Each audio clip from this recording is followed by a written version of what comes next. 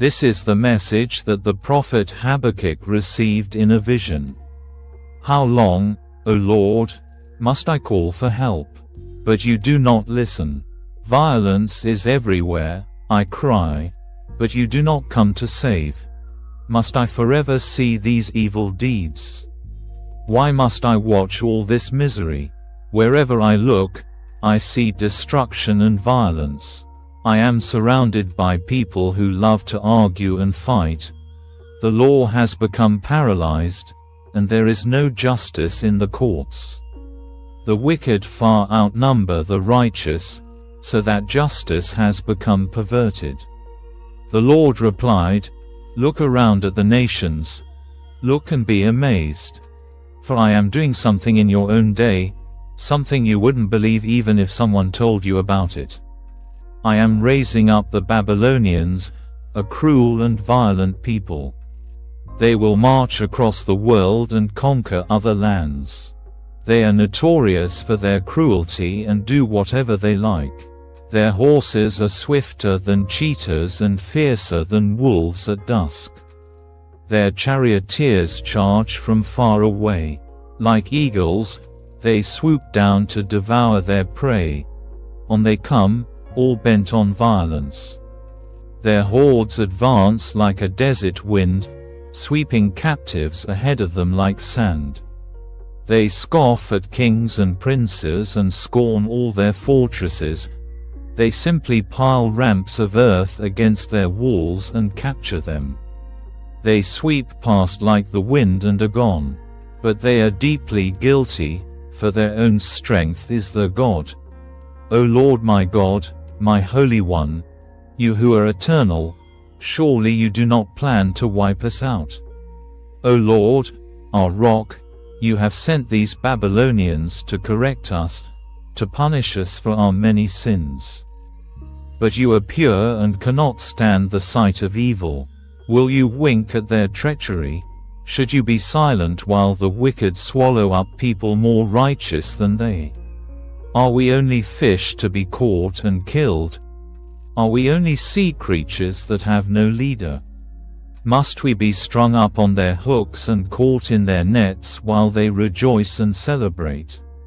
Then they will worship their nets and burn incense in front of them. These nets are the gods who have made us rich, they will claim.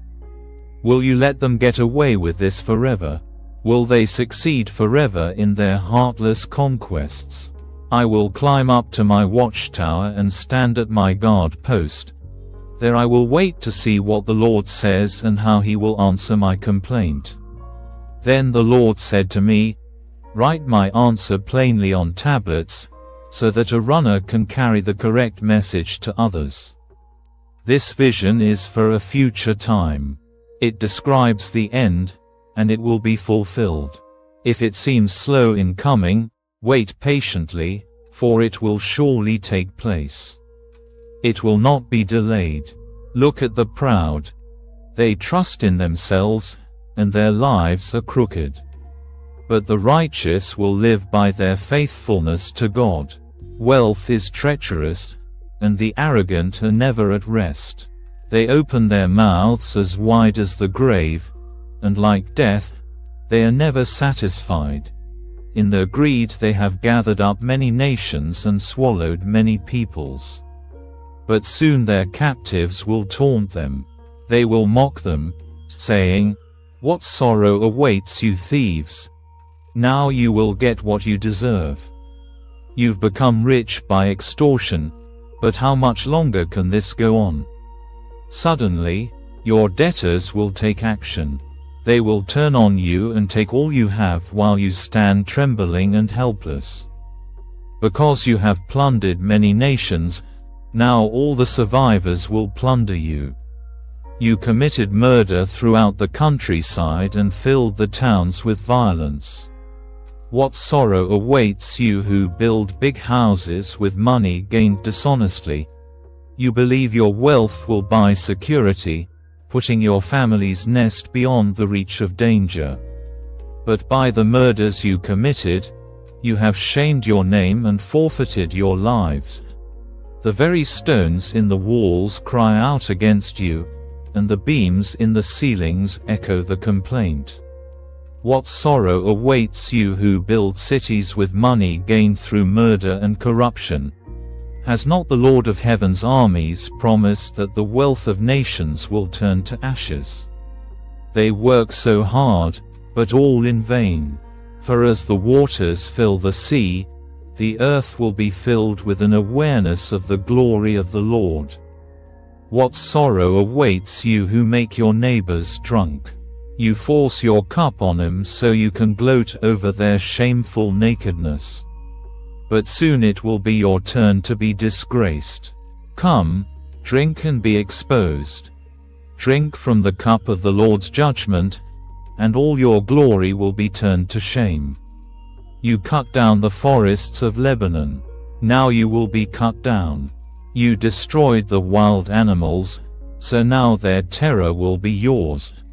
You committed murder throughout the countryside and filled the towns with violence. What good is an idol carved by man, or a cast image that deceives you? How foolish to trust in your own creation, a God that can't even talk. What sorrow awaits you who say to wooden idols, "Wake up and save us." To speechless stone images you say, "Rise up and teach us." Can an idol tell you what to do? They may be overlaid with gold and silver, but they are lifeless inside. But the Lord is in his holy temple. Let all the earth be silent before him. I have heard all about you, Lord. I am filled with awe by your amazing works. In this time of our deep need, help us again as you did in years gone by. And in your anger, remember your mercy. I see God moving across the deserts from Edom, the Holy One coming from Mount Paran. His brilliant splendor fills the heavens, and the earth is filled with his praise. His coming is as brilliant as the sunrise. Rays of light flash from his hands, where his awesome power is hidden. Pestilence marches before him, plague follows close behind. When he stops, the earth shakes. When he looks, the nations tremble. He shatters the everlasting mountains and levels the eternal hills. He is the Eternal One. I see the people of Cushan in distress, and the nation of Midian trembling in terror. Was it in anger, Lord, that you struck the rivers and parted the sea? Were you displeased with them? No. You were sending your chariots of salvation. You took up your bow and your quiver of arrows. You split open the earth with flowing rivers. The mountains watched and trembled. Onwards swept the raging waters. The mighty deep cried out, lifting its hands in submission. The sun and moon stood still in the sky as your brilliant arrows flew and your glittering spear flashed. You marched across the land in anger and trampled the nations in your fury. You went out to rescue your chosen people, to save your anointed ones. You crushed the heads of the wicked and stripped their bones from head to toe.